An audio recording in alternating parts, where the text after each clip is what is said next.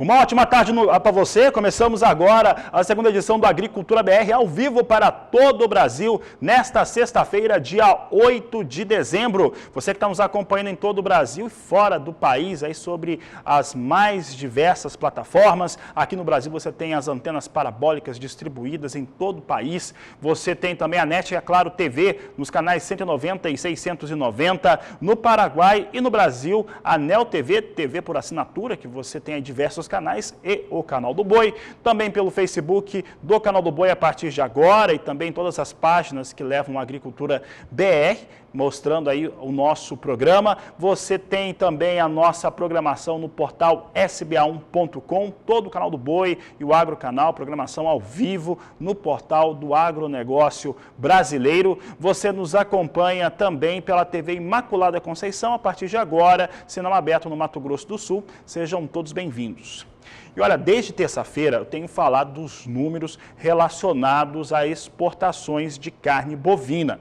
Já trouxe os números da Secretaria de Comércio Exterior, que foram divulgados na segunda tarde. Na terça-feira eu trouxe os dados aqui da Secretaria. Depois eu trouxe os números combinados aqui em relação aos embarques. E hoje eu trago os dados da Abrafrigo. Por quê? Porque eles são diferentes. Eles consideram não só a carne bovina exportada in natura, como também a carne bovina processada. Com isso, você tem aí um volume maior que passou de 2 milhões de toneladas embarcadas. E aí um volume muito alto e também recursos, receitas que foram geradas para a indústria frigorífica exportadora. É o que você confere comigo aqui na Agricultura BR. Veja os dados aqui de exportação de carne bovina. Foram 2 milhões e 16 mil toneladas de carne bovina que foram exportadas pela indústria frigorífica brasileira. Uma alta que chegou a 8% no último ano, é um recorde absoluto em relação ao que acontece ano a ano e o histórico em relação aos embarques brasileiros de carne bovina que são checados pela Secretaria de Comércio Exterior e também, claro, pela Abrafrigo. Esses números da Abrafrigo consideram aquilo que foi abordado pela Secretaria de Comércio Exterior. Então, nós temos aqui dados que mostram a somatória de carne bovina in natura e também processada. Veja só que na questão da receita, se alcançou 8 bilhões e 400 milhões de dólares em receita com os embarques brasileiros de carne bovina. Um volume que ficou 11% maior, a receita subindo aí 11%. E aí, quando você compara a alta que nós temos em volume de carne bovina, comparado com a receita de carne bovina, fica muito claro que nós temos ali uma situação no qual o preço internacional da carne bovina teve recuperação também no ano, a procura foi grande. E quem mais procurou carnes, e carne bovina principalmente? Você já sabe o nome, né? Foi a China. A China foi quem mais fez aquisições junto ao Brasil. Se você considerar a China mais Hong Kong, que é aquele estado chinês, você tem aí mais de 60% da carne bovina brasileira tendo como destino os asiáticos. Veja só conosco aqui como é que ficou esse desenho processado, né? Aqui nós temos as exportações brasileiras de carne bovina in natura e processada no ano passado para a China. Aqui nós deixamos claro que aqui nós estamos considerando China e Hong Kong, é o mesmo país. Então, daqueles 2 milhões e 16 mil toneladas, 1 milhão 180 mil toneladas foram para os chineses. Em volume, 58,6% do total foi para a China. Esses são os dados relacionados a embarque de carne bovina in natura e processada. A receita só com China e Hong Kong foi de 5 bilhões e 100 milhões de dólares, 60,7% do total. Então, quando você pega aqueles 8,4 bilhões que eu acabei de citar e considera que 5 bilhões e 100 milhões de dólares foram para a China, você vê aqui a importância desse mercado, que é muito positivo, deve continuar fazendo fortes aquisições no ano de 2021, mas é sempre importante buscar e abrir novos mercados para os produtos brasileiros.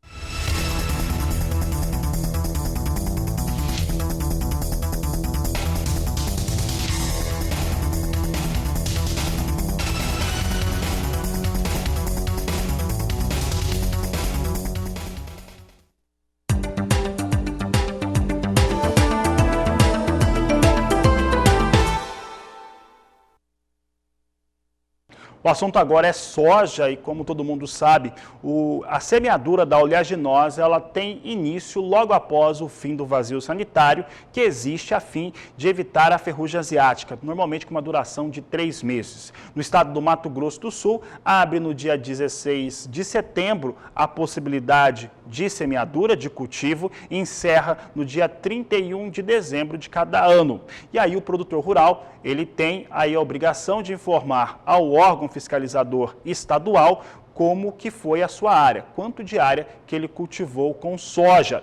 E esse prazo está agora aberto para que o produtor faça essa comunicação. E é sobre este assunto que eu converso com a repórter Kaile Rodrigues, que participa do Agricultura BR agora. Kaile, o produtor tem que trazer essa informação, ela é importante para controle e principalmente para saber a área de cultivo e como que vai agir caso tenham focos de ferrugem asiáticas no estado do Mato Grosso do Sul. Boa tarde, seja bem-vinda. Oi, Fabiano, boa tarde para você, boa tarde a todos. É exatamente isso que você falou, Fabiano. E o agricultor que não fizer o registro até o dia 10, domingo agora, paga multa. Quem está aqui comigo é o Daniel Ingold, que é diretor, presidente da Iagro aqui do Mato Grosso do Sul. Ele vai repassar todas as informações para os agricultores ficarem ligados e ainda correr fazer esse registro que ainda dá tempo. Boa tarde, Daniel. Olha só, por que é necessário fazer então esse registro para a Iagro ter esse controle? Vamos comentar um pouquinho sobre esse assunto. Boa tarde a todos aqui. O importante é o agricultor estar ciente. Esse registro auxilia, primeiro, na defesa vegetal. Nós estamos falando no controle. Hoje em dia nós estamos no limiar. A área plantada tem crescido cada vez mais e o momento é justamente para se utilizar todas as ferramentas para o controle e para a sanidade vegetal. Então é importante que o agricultor tenha ciência disso. Isso é para auxiliar a Iagro justamente na defesa vegetal, que é a função dela. E o agricultor que não fizer registro, paga multa? Paga multa, né? Isso até me incomoda um pouco, essa visão de pagar multa, tudo mais, que existe todo um trabalho feito, então ele realmente vai pagar multa e ele vai, hoje em dia nós utilizamos na Iagro aqui um sistema já um pouco mais ligado na inteligência, então com o uso de imagem, com a interpretação de imagens, então aquele que não tiver feito o registro, ele vai acabar sendo penalizado.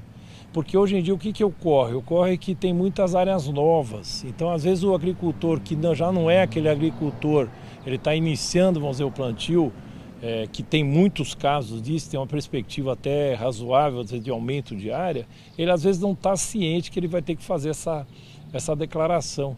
E ela é muito simples de se fazer, então é interessante a pessoa já fazer isso da melhor forma e o mais rápido possível, que o prazo é até no domingo agora, dia 10.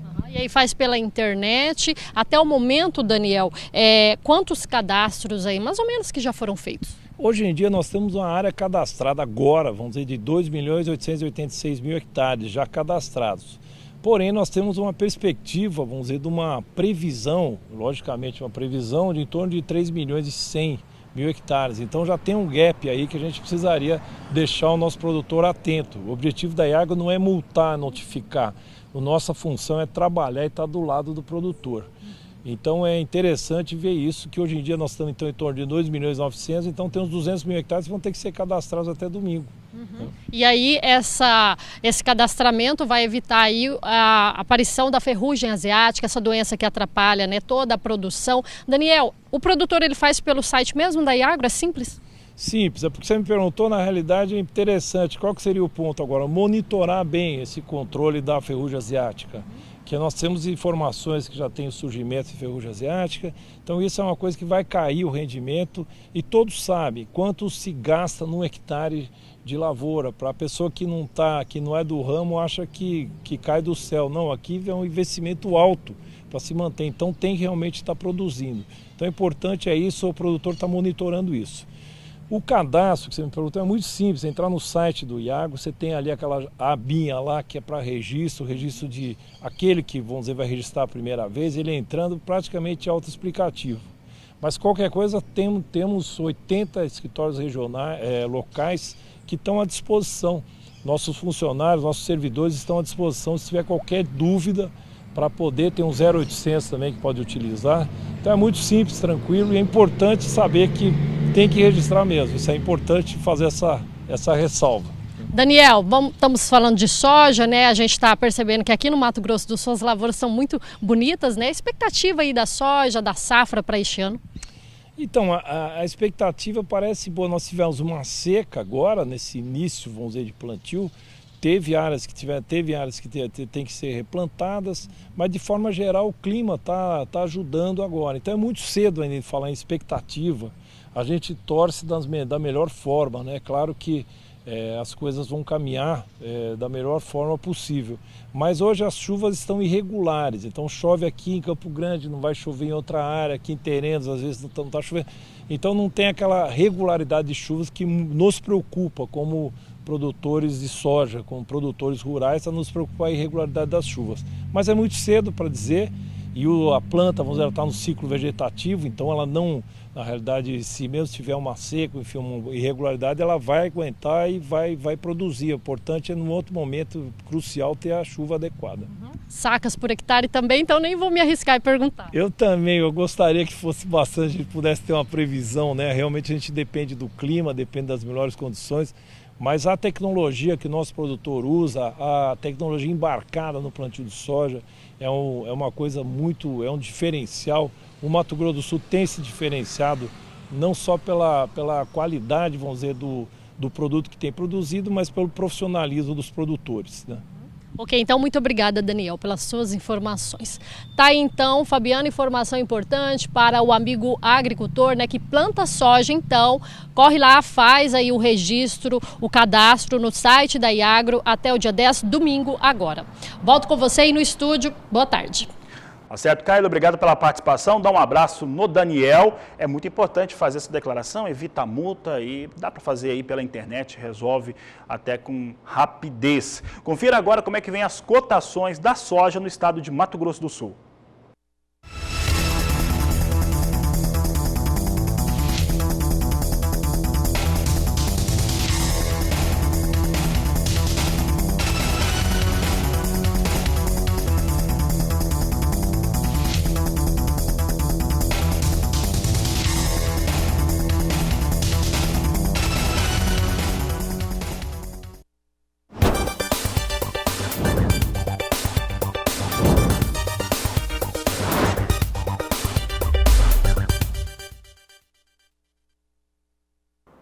Falamos agora sobre dois temas importantes que foram abordados em um importante relatório da consultoria Agro Itaú BBA.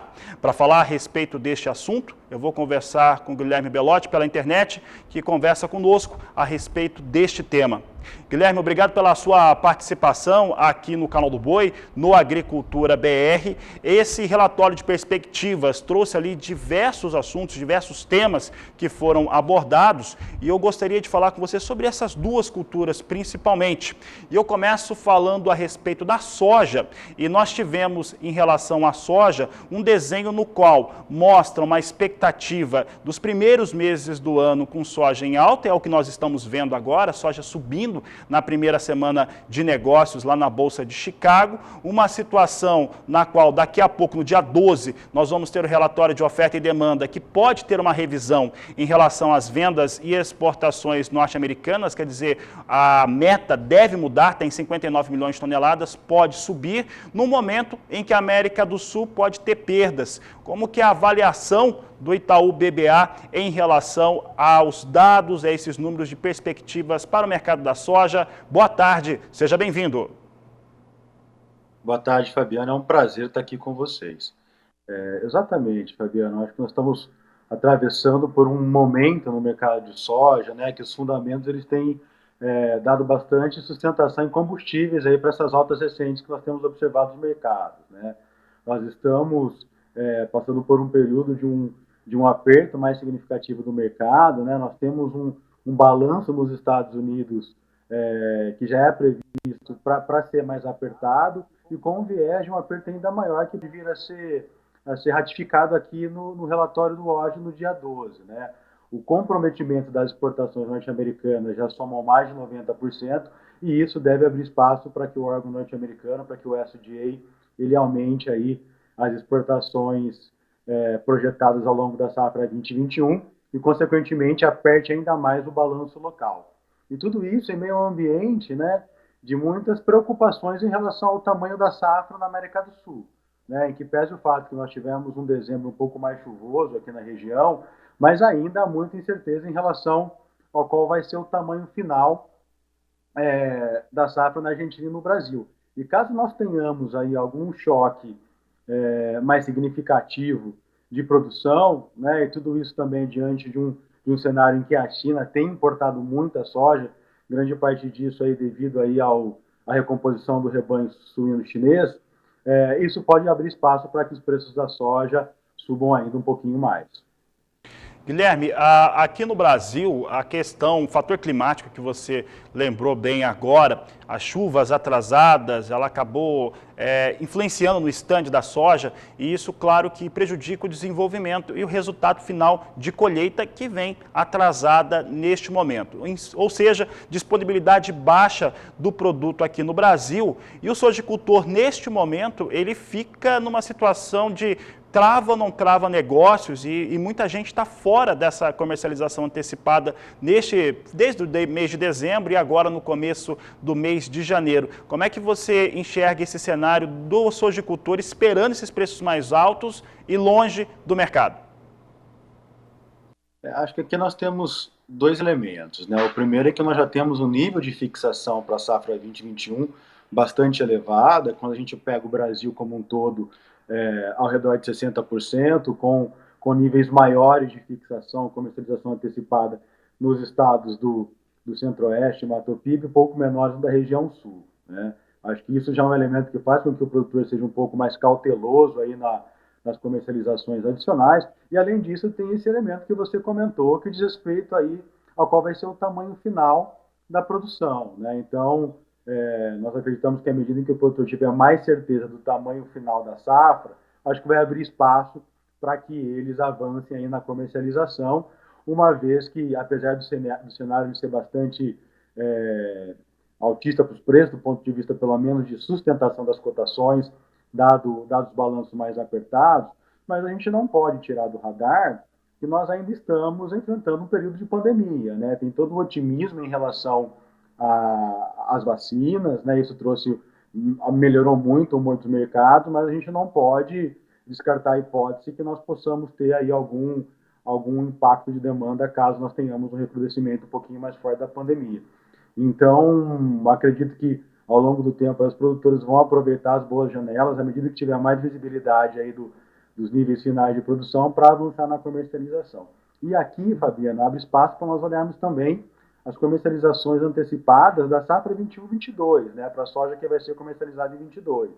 Tivemos aí esse aumento das cotações recentes, a gente viu uma elevação de toda a curva futura, e é importante comentar que, olhando para 22, né, a gente provavelmente vai ter um aumento de safra nos Estados Unidos, né, e isso pode pesar um pouquinho mais nas cotações mais para frente.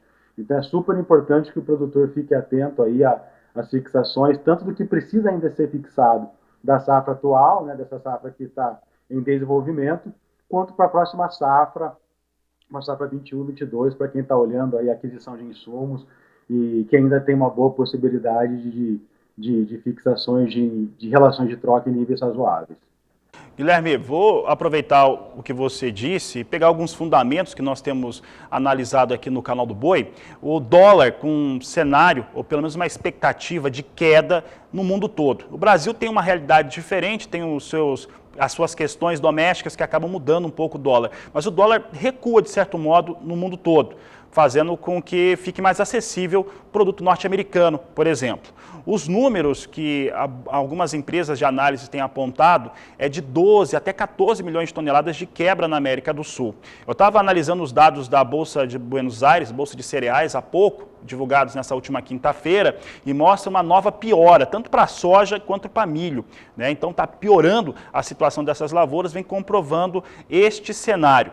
Dentro de um universo como esse, o produtor rural brasileiro, ele deve estar mais focado nesta campanha 21-22, como você apontou agora, porque aparentemente os chineses estão vindo para cima neste momento para comprar soja. Esse movimento, no seu entendimento, está certo? É isso que está acontecendo, Guilherme?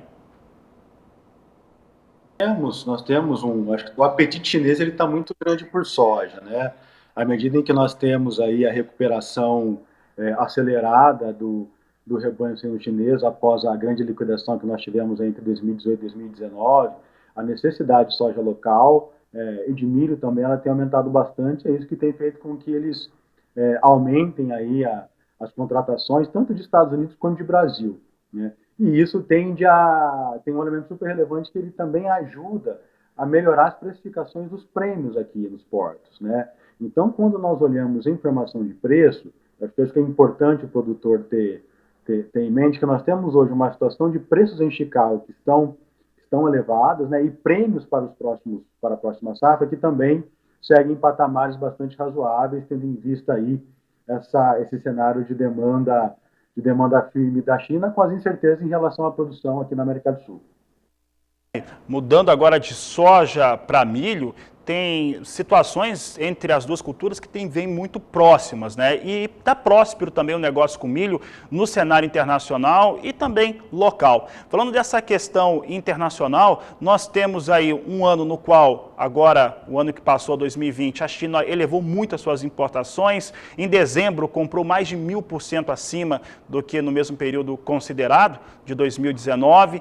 Tem uma situação que você acabou de citar, né? Nos Estados Unidos, na safra 21-22, o produtor optar por plantar soja em detrimento do milho por conta desses valores. Em resumo, um balanço no qual devemos ter menos milho disponível no mercado internacional. Qual que é o seu ponto de vista sobre esse aspecto? Não, acho que é exatamente isso, Fabiana, a nossa visão. A gente tem um cenário global que vai ser mais um ano de déficit global de milho, né? Nós, apesar da boa produção nos Estados Unidos, né, uma recuperação em relação ao que foi observado na safra 19 e 20, né? A demanda tanto local quanto por exportações vão fazer que o balanço norte-americano siga apertado, né? Isso acaba dando sustentação para os preços do milho, e o combustível adicional veio aí dessa preocupação em relação à safra na América do Sul, o que vai ser a safra de milho na Argentina, o que vai ser a safra de milho no Brasil. A safra de verão provavelmente já foi penalizada aqui, com o clima mais adverso na região sul do país, principalmente no Rio Grande do Sul e Santa Catarina, acompanharmos o que vai acontecer, né?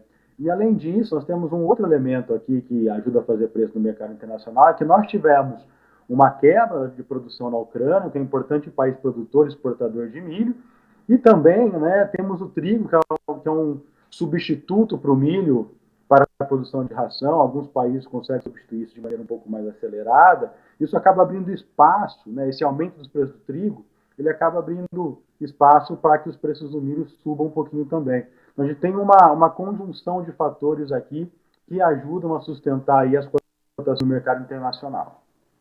Guilherme, em relação ao Brasil, primeira e segunda safra, o ano de 2019 ficou muito marcado de uma disputa pelo cereal. Mesmo na colheita, pós-colheita de segunda safra, nós vimos os valores subirem. Há uma estimativa geral aqui no Brasil que a safra de milho 2020-2021 possa ficar ali em torno de 110 milhões de toneladas, mas o cenário parece que está ainda muito ajustado de oferta e demanda. Como que é a avaliação de vocês para dois momentos, primeiro semestre de 2020 e o segundo semestre também? Perfeito, Fabiano. Não, o primeiro semestre de 2021 ele tende a ser muito parecido com o primeiro semestre de 2020, né? Nós tendemos a atravessar o ano safra 19 e 20 para 20 e 21 com estoques de passagem aí na casa de 9, 10 milhões, de acordo com a Conab. E se nós somarmos a isso o que é esperado para que seja a produção de safra de verão, que é 5, 26 milhões de toneladas, a gente está falando de uma disponibilidade aparente de milho no Brasil no primeiro semestre de 36 milhões de toneladas, né? Se nós linearizarmos o consumo aqui no Brasil, que é ao redor de 5,7, 5,8 milhões de toneladas, isso gera que no primeiro semestre a gente balança bastante dado aqui no Brasil. Né? Então é isso que tende a fazer com que os preços no mercado doméstico, ao longo do primeiro semestre, eles sigam, né, com prêmio sobre os preços internacionais e, portanto, em patamares ainda bastante elevados. Né? O que pode, na nossa visão, jogar o preço um pouco mais para baixo, é caso nós tenhamos aí uma apreciação mais aguda do real. Tá certo, Guilherme. Eu agradeço a sua participação aqui no Canal do Boi. Imagina, Fabiano, é um prazer estar aqui com vocês. Conversei com o Guilherme Belotti, do Itaú BBA Consultoria Agro, falou sobre soja e sobre milho aqui no Agricultura BR.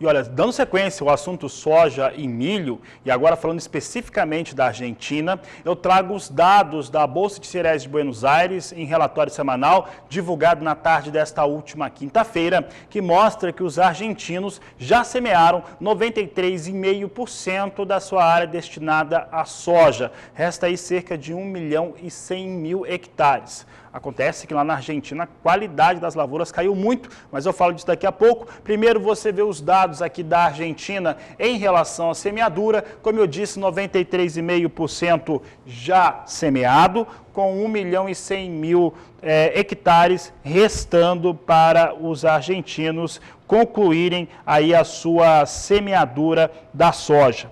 Agora, o destaque que nós trazemos aqui é em relação à queda da qualidade das lavouras de soja na Argentina. A queda é forte, ela vai alcançando números bastante expressivos. Nós temos aqui, pode mudar a tela aqui para nós, olha só, nós temos aqui neste momento a Argentina com 27% das áreas de lavoura de soja em boas condições. Esse número parece bom, todo mundo sabe que não é, mas ele era de 42% uma semana antes, agora 27%, então perde bastante aqui as áreas em boas condições na Argentina. Assim como as de média qualidade ficaram praticamente estáveis, relacionando com uma semana antes, e subiu muito as que estão em condições ruins. Lavouras na Argentina em condições ruins, agora em 17%, é o que o Agricultura BR destaca aqui em relação à perda de qualidade das lavouras de soja na Argentina. Como nós falávamos com o Guilherme Belotti, lá do Itaú BBA, sobre soja e milho no mundo todo, e claro que a Argentina tem muita influência sobre isso, vou falar sobre milho também agora na Argentina, mostro agora como é que vem a semeadura por lá também se cultiva, assim como os Estados Unidos, soja e milho ao mesmo tempo, 85,3% semeado. A questão na Argentina é também a perda de qualidade nas lavouras de milho. Veja na tela comigo como é que vem essa situação por lá. Nós temos aqui no próximo gráfico, pode passar o gráfico aqui, nós temos aqui Bolsa de Cereais de Buenos Aires informando que 12% apenas das lavouras argentinas estão em boas condições. Tá? Então aqui nós temos as lavouras da Argentina perdendo muito em qualidade, né? 17% era o que se tinha na semana anterior a essa, já era baixa, fica pior ainda a situação do milho na Argentina. 65% das lavouras argentinas estão em boas condições, né? Médias condições normais, em linha com o que acontecia uma semana antes, e subiu as lavouras em condições ruins, vindo para 23% essa condição de lavoura, é o que a Agricultura BR mostra para você. No começo dessa semana, na terça-feira, eu conversava com o analista da Geosys, o Felipe Reis, que trouxe um mapeamento das áreas de lavoura na América do Sul e explicou por que a Geosys estava reduzindo as suas estimativas de produção na América do Sul. Aqui no Brasil, a Geosys acredita em 128 milhões de toneladas apenas, com forte quebra na Argentina. E sobre a Argentina, a gente trouxe esse recorte da fala dele para você entender como que isso vem acontecendo e, claro, como que isso vai impactar aí no seu bolso. Quando a gente vai para a Argentina, a situação é pior ainda, né? Quando a gente olha para a Argentina, a umidade do solo está no menor nível quando a gente olha para os últimos anos, o índice de vegetação, mesma coisa, está no menor nível dos últimos anos, e a nossa estimativa de produção para o milho na Argentina, por exemplo, está em 42 milhões de toneladas, com estimativa de queda, enquanto a nossa estimativa de soja para a Argentina está atualmente em 43,8 milhões de toneladas, porém, a nossa pior estimativa, vamos dizer que o cenário na Argentina não melhore, é de que a Argentina tem uma produção em torno de 40 milhões de toneladas de soja nessa safra atual, bem diferente das 47 milhões que a Bolsa de Cereais vem divulgando até o momento. Então, esses fatores, as condições climáticas, é o que vem colaborando, um dos pontos que vem colaborando para que o preço da soja se mantenha em alta no mercado internacional.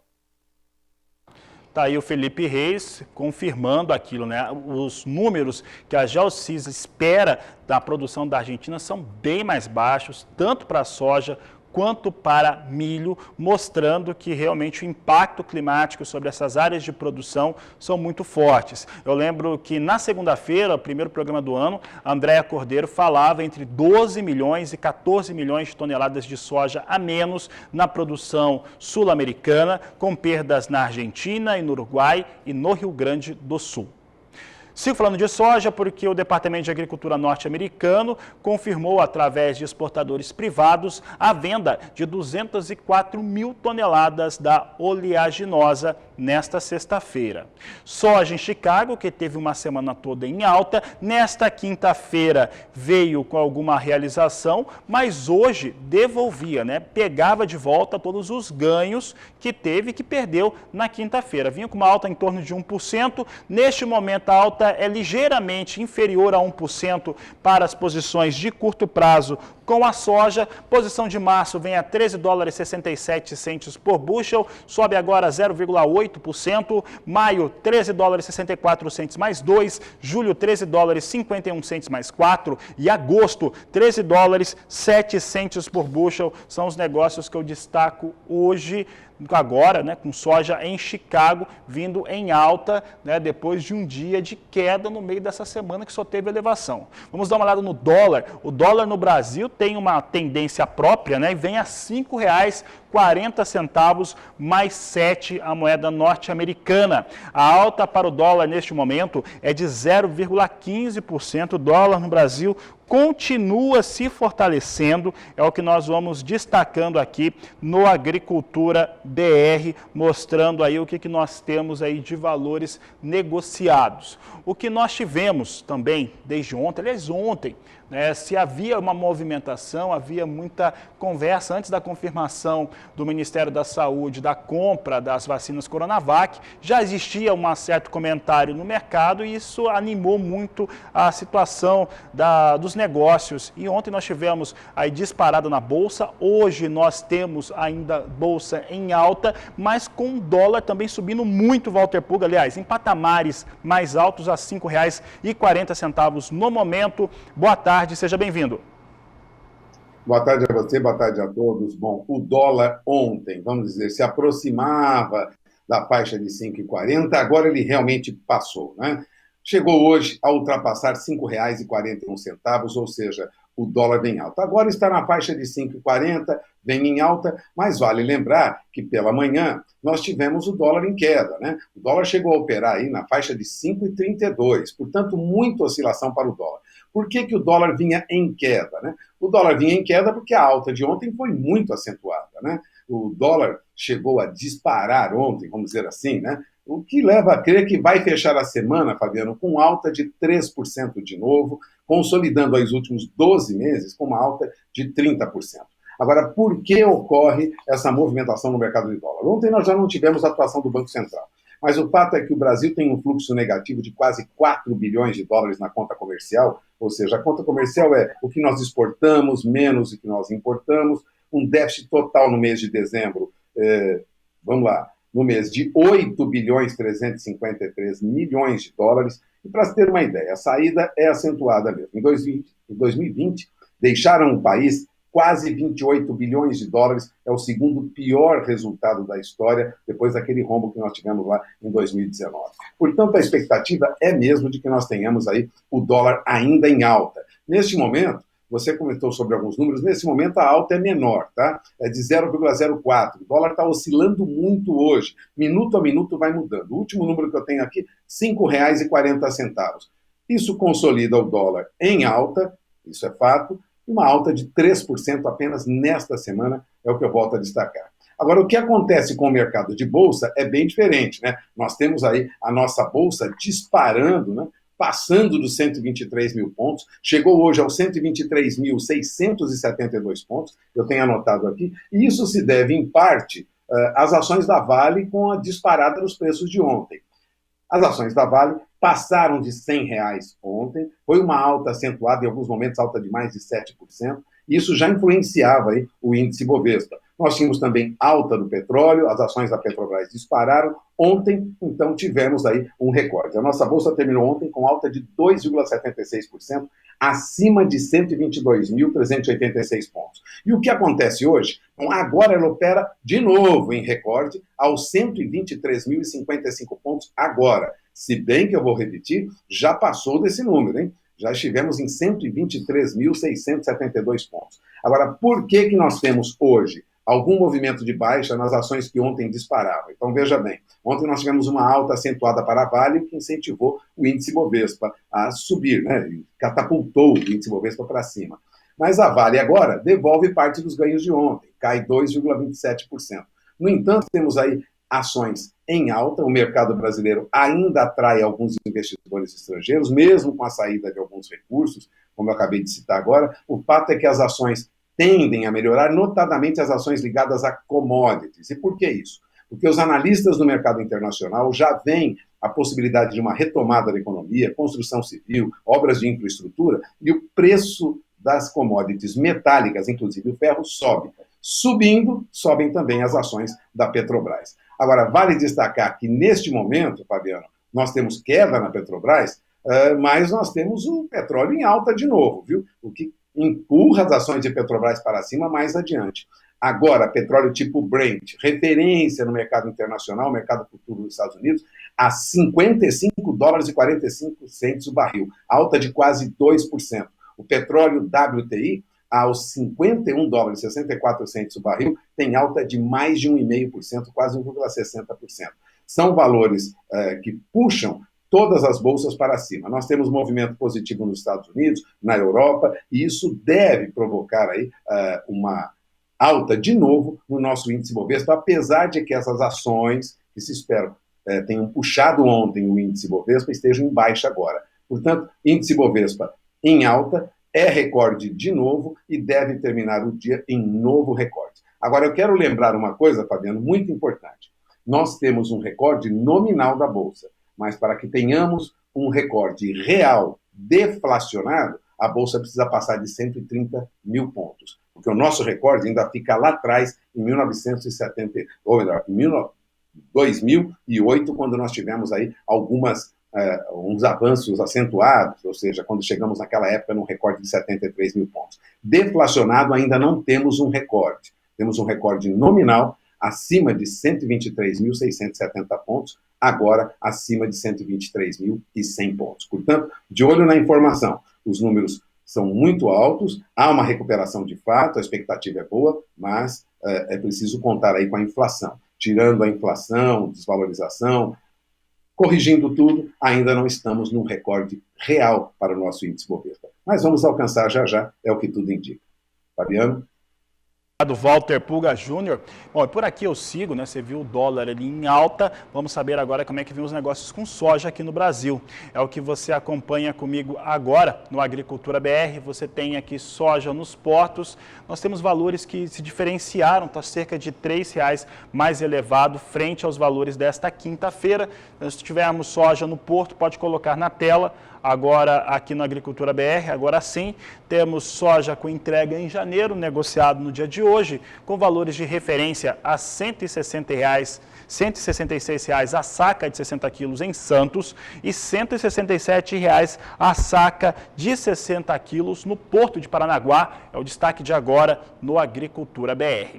Agricultura BR que vai para o intervalo comercial. Daqui a pouco nós vamos falar sobre mercado internacional de milho e eu volto já.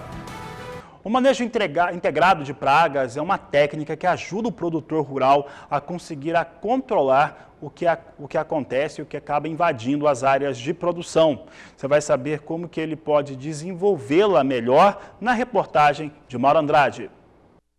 MIP, Manejo Integrado de Pragas, é um conjunto de medidas que visa reduzir a aplicação de produtos químicos na plantação.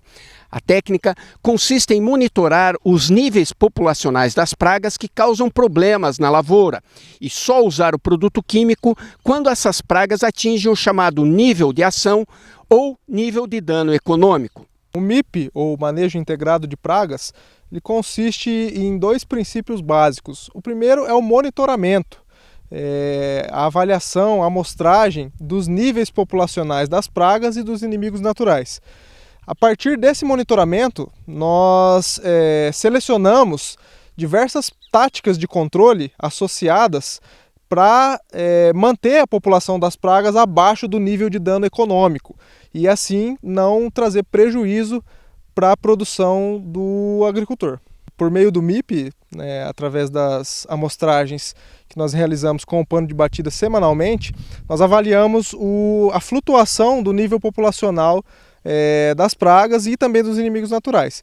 Nessa situação aqui, nesse momento, a praga principal que está ocorrendo é o percevejo marrom, né? O nível para controle do percevejo marrom são de 2 percevejos em média por batida.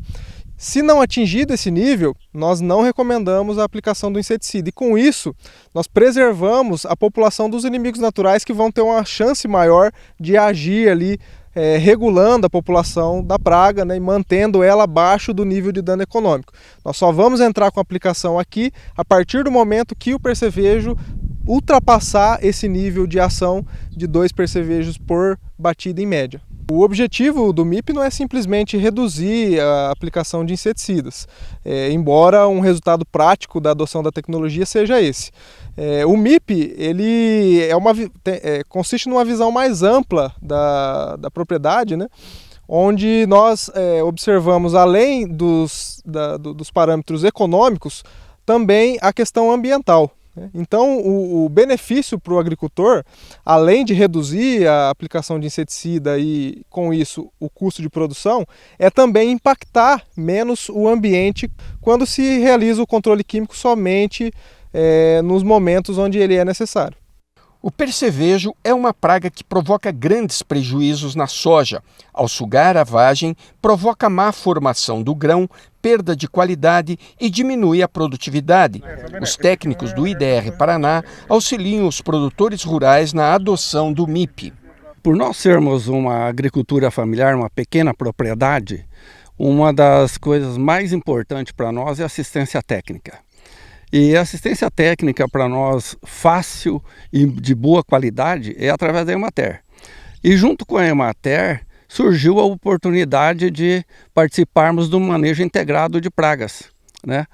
E isso nos dá uma tranquilidade no momento de aplicarmos os defensivos, né? Quando nós vamos utilizar corretamente esses defensivos. E isso nos traz economia. Porque eu vou aplicar o defensivo químico na extrema necessidade.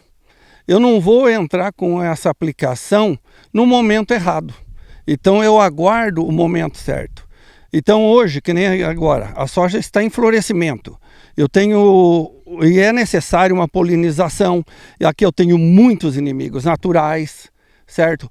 E também abelhas que estão sempre passeando pela lavoura nessas flores, buscando seu pólen.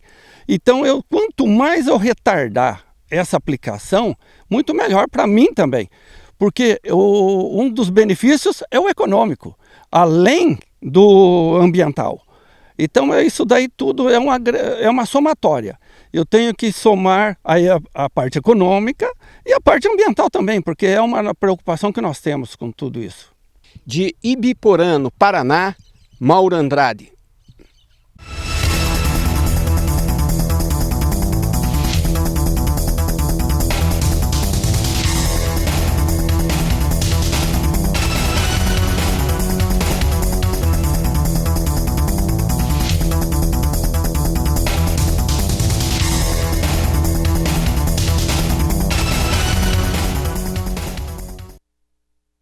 O assunto agora é milho no cenário internacional, negociado em Chicago, veio com ligeira alta neste momento. Nós temos a posição de março negociada a $4,94 mais 4 por bushel. Nós temos negócios em alta, ligeira alta, próxima à estabilidade. Maio a $4,96 mais 2, julho $4,94 o bushel e setembro a $4,54 mais 4 por bushel. Negócios em estabilidade para o milho na Bolsa de Chicago. Agricultura BR vai para o intervalo comercial, daqui a pouco nós voltamos, vamos falar de mercado de café e nós vamos mostrar como que a produção de café colombiano caiu no ano de 2020, daqui a pouco, depois do intervalo comercial.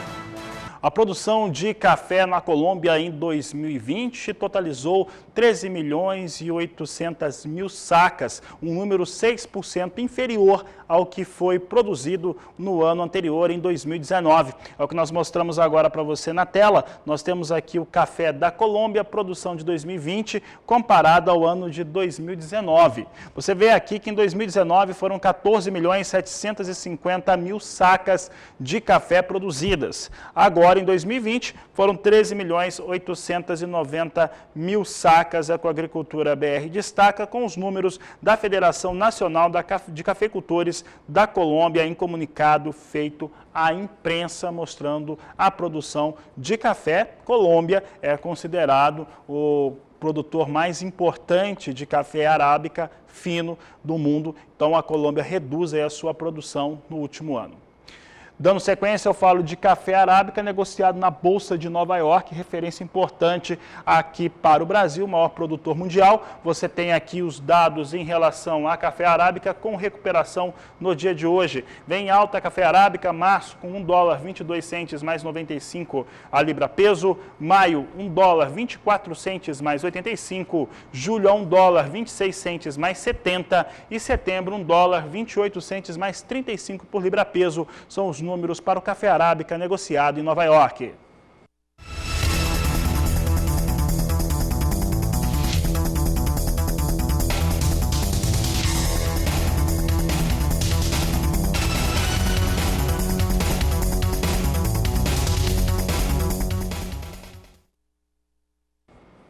Café robusto negociado em Londres é o assunto de agora na Agricultura BR. Nós temos Londres hoje apresentando queda para as posições de curto prazo. Março a $1.324 a tonelada, maio $1.336, julho $1.349 e setembro $1.366 por tonelada são os valores negociados para o café robusto na Bolsa de Londres, referência para o Conilon no Brasil.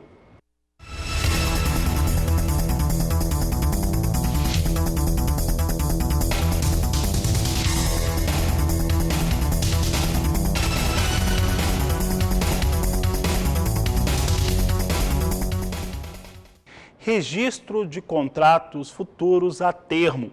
Uma inovação que se tem na BBM, na Bolsa Brasileira de Mercadorias, e que garante maior segurança para quem está contratando. É o que você vai conferir agora nesta entrevista realizada por Walter Puga Jr. E uma corretora do Rio Grande do Sul inovou nas negociações com contratos futuros de arroz registrados aqui na Bolsa Brasileira de Mercadorias. Eu tenho o diretor da Expoente, corretora de mercadorias, Dr. Jair Almeida da Silva, aqui comigo. Obrigado por ter aceito o convite, doutor. Vamos explicar qual a importância desse contrato futuro que é registrado aqui na BBM. Realmente, nós estamos criando um sistema praticamente novo dentro do mercado físico de arroz. O arroz, tradicionalmente, trabalha somente com negociações à vista. E há muito tempo havia uma solicitação de mercado, aí, os produtores solicitando uma negociação de venda futura, similar ao que existe com a soja, por exemplo.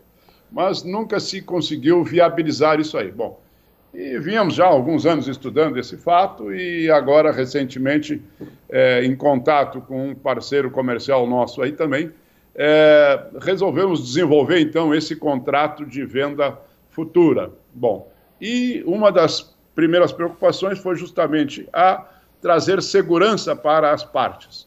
E a primeira coisa que nos veio foi a questão de fazermos o registro, então, através do sistema de SINAG da BBM, da Bolsa Brasileira de Mercadoria, o registro eletrônico na Bolsa de Mercadorias desse contrato. Bom, essa foi a primeira inovação da contrato com registro, porque normalmente os contratos são feitos particularmente, somente no mercado de arroz, basicamente são contratos particulares entre corretores e intermediários e compradores e vendedores. Não tem esse registro. Então, inovamos com esse, primeiro com a venda futura, que era uma solicitação do setor, a venda para área entrega física futura. Segundo, com o registro na Bolsa. E também fizemos mais uma outra inovação, que foi a assinatura eletrônica desses contratos também, através do sistema da BBM também, que é um ganho também importantíssimo para todas as partes, em termos de custo, em termos de tempo, em termos de segurança, porque historicamente se faz um contrato, um documento, um papel, que tem que circular entre o corretor, o comprador, o vendedor, o cartório, volta, registra, vai na sede normalmente o corretor está num determinado ponto, o produtor pode estar no mesmo ou não, o comprador está noutra cidade, então isso gera um custo, tempo e recursos financeiros para que se obtenha esse registro, esse contrato. Então, através da assinatura eletrônica digital, através do sistema da BBM, nós conseguimos fazer o registro desse contrato também, além de fazer o registro, fazer a sua assinatura eletrônica, o que dá um ganho de tempo e qualidade e economia também de preço. E como um terceiro ponto, ou quarto ponto, seria a questão também de estamos oferecendo, junto, em paralelo, pelo próprio sistema da BBM, o juízo arbitral também, num eventual desencontro do ajuste entre o produtor, entre o vendedor e o comprador, nós colocamos o juiz arbitral da BBM também à disposição, se necessário. Agora, vamos lembrar que essa experiência, ela vale para o arroz, é o início de um processo, mas serve também para outros produtos agrícolas, não, doutor Jair? Sem dúvida, sem dúvida. Nós aqui no Rio Grande do Sul, tradicionalmente, a gente trabalha muito, como grosseiramente se diz, no fio do bigode. Muitas vezes até no próprio telefone se acerta o negócio e está feito, eventualmente tramita contrato, outras vezes nem tramita contrato, mas as coisas são um pouco realmente feitas, e também todas elas feitas à vista, no mercado, no momento. Então, essa inovação está no registro do contrato na BBM, está no contrato para entrega futura,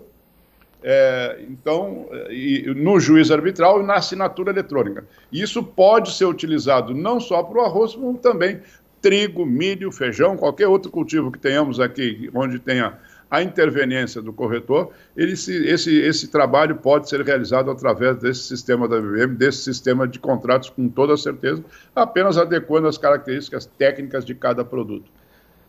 O produtor rural, que pode e dispõe agora desse novo sistema, ele está preparado para usar esse sistema ou ainda há uma resistência quando falamos de sistemas digitais, de assinatura digital? O senhor é produtor rural também, o que o senhor me diz?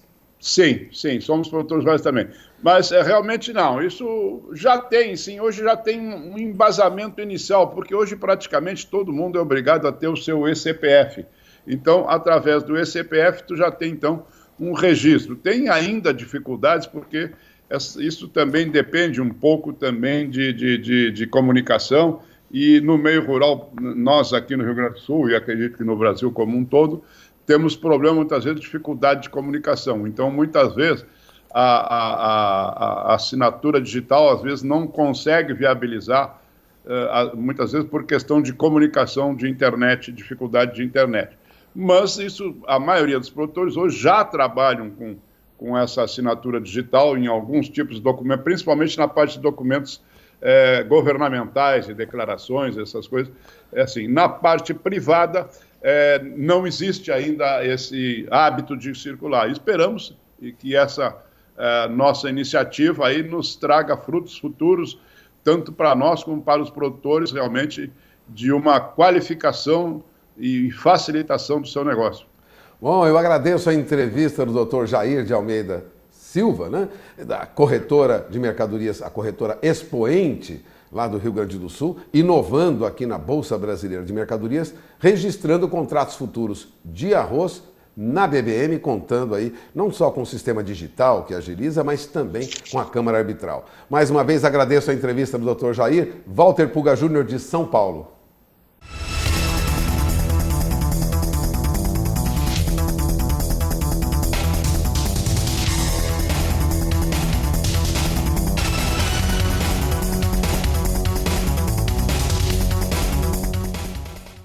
E a Secretaria de Agricultura e Abastecimento do Estado de São Paulo informou que todos os produtores rurais de citros, sendo eles proprietários, arrendatários ou ocupante de qualquer título, devem apresentar até o dia 15 de janeiro, próxima sexta-feira, os resultados das inspeções realizadas no pomar durante o segundo semestre de 2020.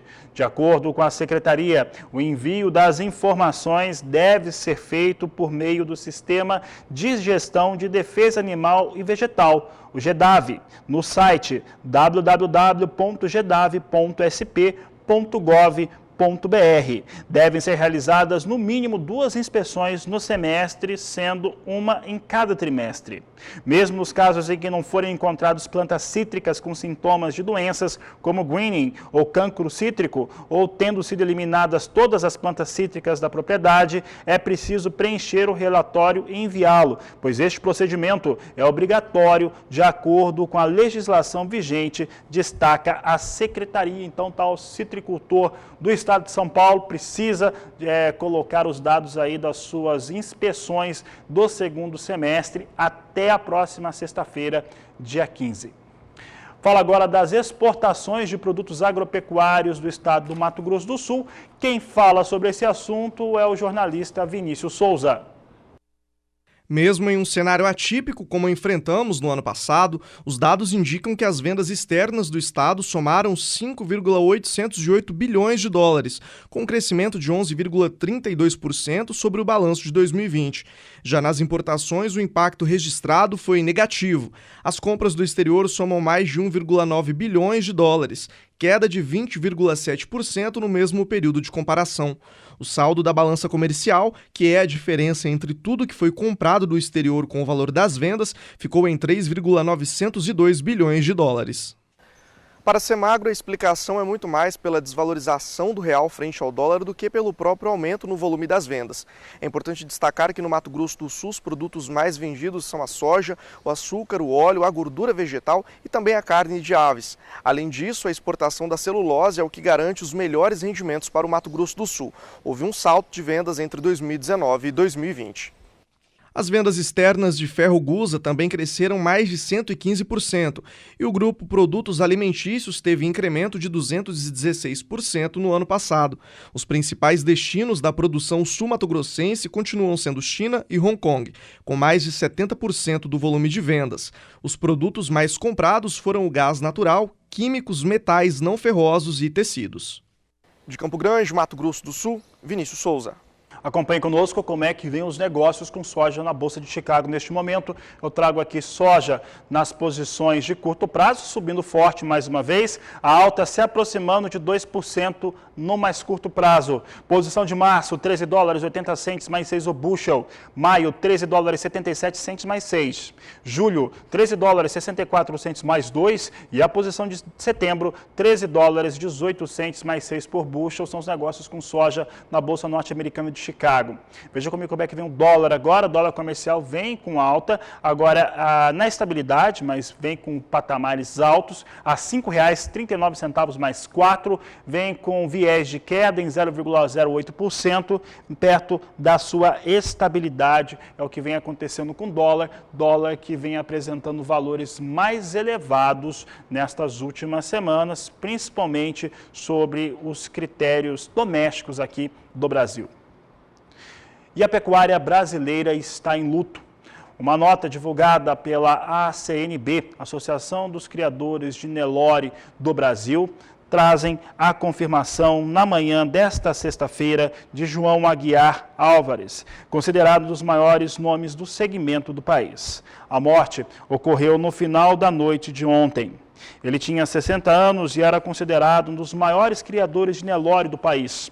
Há 30 anos, administrava a fazenda Valônia de Lins, São Paulo, referência na criação da raça pelos investimentos e melhoramento genético do gado. O pecuarista e agrônomo de formação era neto do fundador do Banco Bradesco, Amador Aguiar. Segundo a fazenda, ele estava internado no Hospital Albert Einstein, em São Paulo, para tratamento de um câncer. O enterro já aconteceu na manhã de hoje. Nós mandamos nossos pêsames à família dele e, claro, a todo mundo da raça Nelore. Sempre foi um grande expoente e um grande criador, principalmente do Nelore Elite. É o que o Agricultura BR, o canal do Boi, destaca aqui para você, infelizmente, confirmando a morte dele. Eu encerro essa edição por aqui. Vamos voltar logo mais às 16 horas no horário de Brasília, na terceira edição. A todos uma ótima tarde e até lá!